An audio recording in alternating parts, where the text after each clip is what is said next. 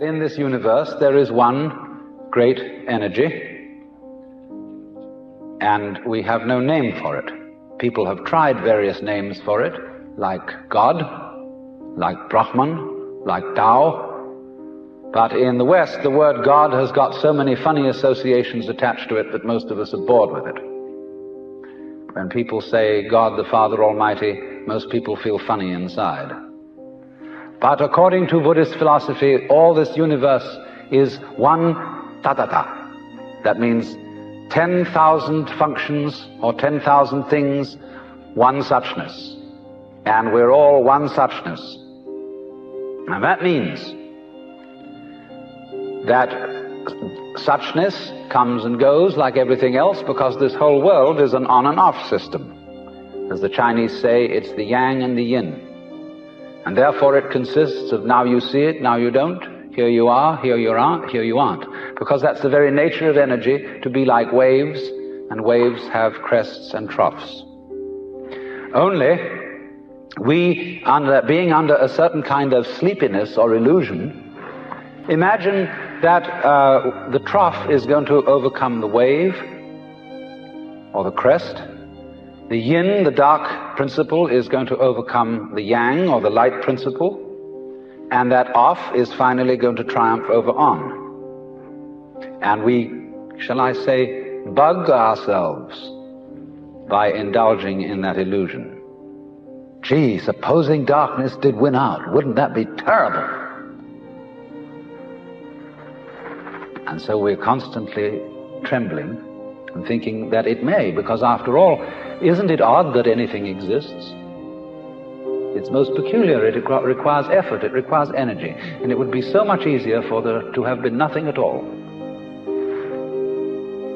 Therefore we think, well, since the is side of things is so much effort, you always give up after a while and you sink back into death. But death is just the other face of energy, and it's the rest, the not being anything around, that produces something around, just in the same way that you can't have solid without space, or space without solid. When you wake up to this and realize that the more it changes, the more it's the same thing, as the French say, that you are really a playing of this one energy, and there is nothing else but that it is you, but that for you to be always you would be an insufferable bore. And therefore it is arranged that you stop being you after a while and then come back as someone else altogether. And so when you find that out, you become full of energy and delight. And you suddenly see through the whole sham of things. You realize you're that. We won't put a name on it. You're that. And you can't be anything else. So you are relieved of fundamental terror. That doesn't mean that you're always going to be a great hero, that you won't jump when you hear it bang, that you won't worry occasionally, that you won't lose your temper. It means, though, that fundamentally, deep, deep down within you, you will